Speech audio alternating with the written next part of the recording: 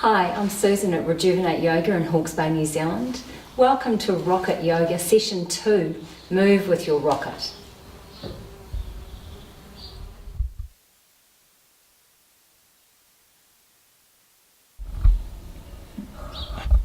Come to stand at the back of your rocket again and climb on whichever way is appropriate for you, either one foot at a time, or you can step both feet onto the centre and then make your way out to the comfortable distance for your feet. And then gently start to rock. You can bring your hands onto your hips. Start to work into a motion that feels comfortable for you. And when you're feeling balanced, you can begin to take your arms up and down. So you might find that as you bring the arms into the action, your leg movements slow a little bit to allow time for the arms to make the full circle up and down. Only take the arms to where is appropriate for your shoulders. So if you have a shoulder injury, the movements might be more restricted. You might not be going as deep. As you do stretch the arm up, the top arm up and the bottom arm down, notice how the breath feels in the side waist. Breathe deeply into this area, expanding your ribcage. The faster you move, the more cardiovascular the exercise becomes. The slower you move, the more it becomes a meditative practice, grounding us to the earth. And then from here, open the arms out to the side and begin to twist. Take it quite slowly.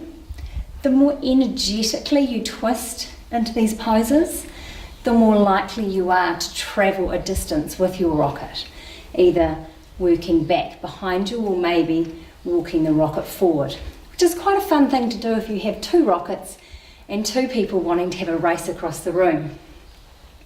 But for now, let's just keep our rocket in place. And then bring the hands onto the hips. We're going to turn to face the short edge, leading with one foot, bringing your hands onto your hips and feeling into that pelvic action, the tilt of the pelvic bone, forwards and backwards. And then from here, starting to warm up the spine as we make a C shape on the backward movement and inhale forward into an extension of the spine. So extending and flexing the back. And then you can repeat this exercise facing both directions. Coming to a still place, turning to the other way. And from here I'm going to change the exercise. So inhaling the arms up and exhaling the arms down. And you'll see that my rocket has started to travel. So I'm going to climb off and move it forward so that I don't hit the wall. And then resume, arms up and down. You can then start to take the arms in front of you and back behind.